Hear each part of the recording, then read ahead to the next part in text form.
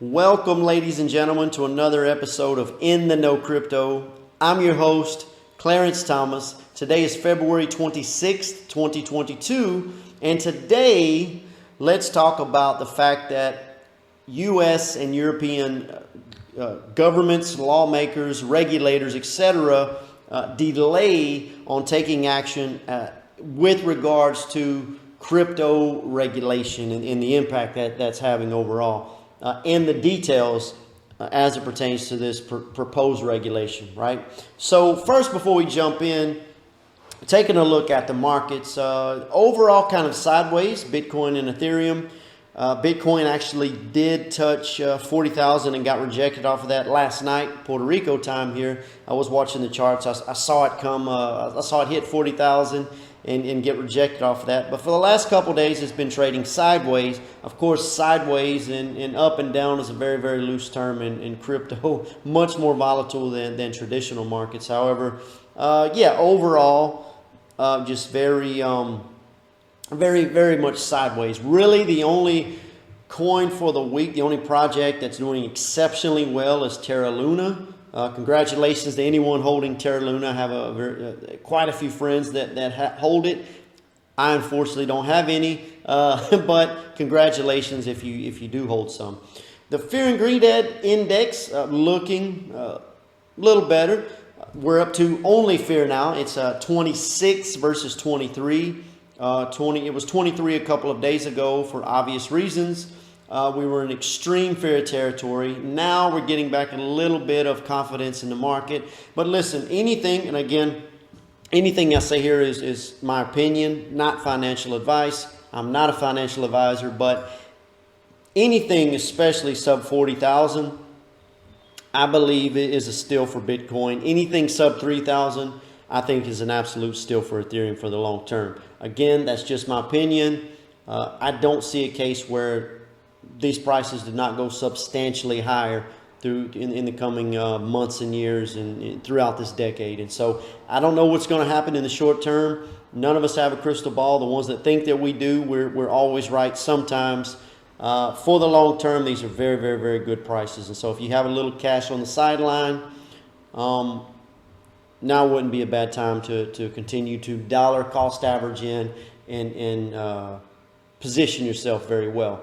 So let's jump into the story, shall we? First off, here in North America, so Joe Biden was actually set to issue an executive order with regards to crypto. Now, there are a few different focal points within that. Primarily, first off, not primarily per se, first off was the deep dive report and investigation, so to speak, into central bank digital currencies, CBDCs. Basically, the idea of having a digital dollar, something that could be transferred faster, frictionless, much less costly, much cheaper than it takes to move money in a bank, but also, of course, much more transparent. So that would be anti-money laundering. All of these are actually good things. Only the opposite side of that is, of course, it would be more of the same. It would be more inflationary. There would be unlimited amounts of the coin created and continue to be created. It would be centralized, which would make it subject to seizure in the event that the powers that be decide that they want to take your money. So still would be more of that, but I think this is still positive for the overall environment of crypto, and I think that will create a better on-ramp to purchase Bitcoin and Ethereum and layer ones and any crypto really for that matter, but I think it will help the overall adoption. The other concern that they have is environmental impact. It's from last year in particular, Bitcoin has brought a lot of criticism for ESG concerns, environmental concerns, for proof of work consensus algorithms. And so anyone that's not tracking, definitely, if you'd like to see me make a video explaining proof of work better, there's proof of work and there's proof of stake. Those are the two primary consensus algorithms that have to do with crypto. If you'd like to see a video of me breaking that down, please comment below and I'll gladly accommodate. But the short version is Bitcoin is proof of work, which means it consumes a tremendous amount of energy to secure the network and to validate transactions.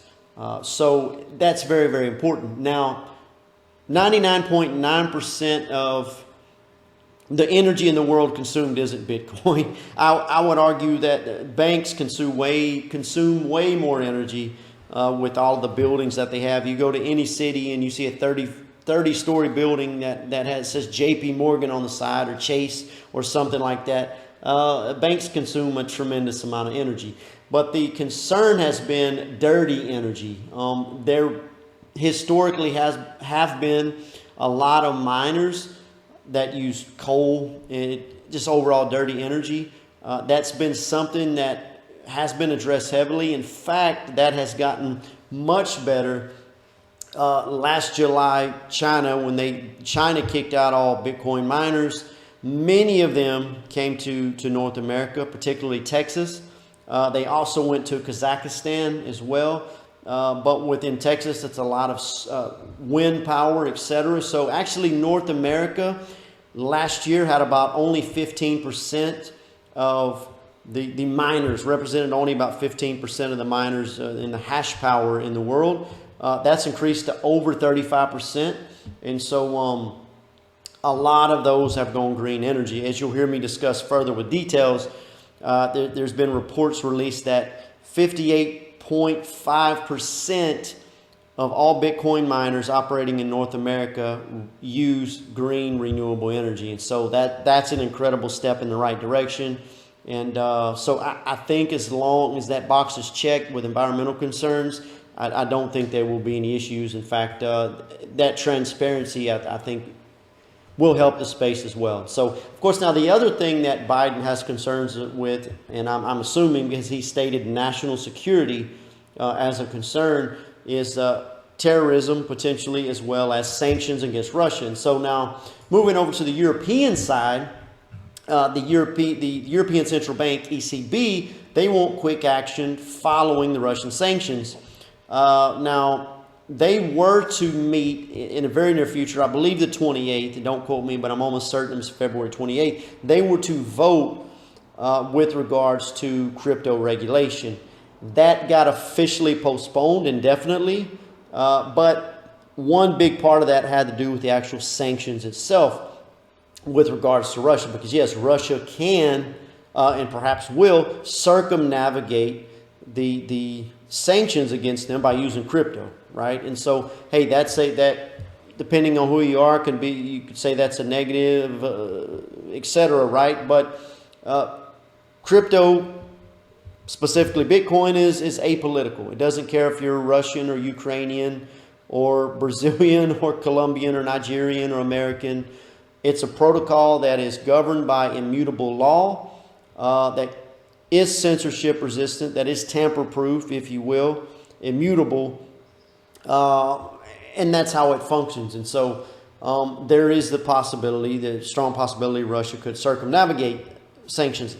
Now, having said that, they can't do it secretly. It is very transparent. Anybody that wants to try to hide transactions is pretty stupid to try to do that on the blockchain. The history stays there forever, and it can't be reversed, and it can't be erased. And so that's another piece of it as well. A little bit of a rant there, but yeah, so that's one concern from the European side of the house.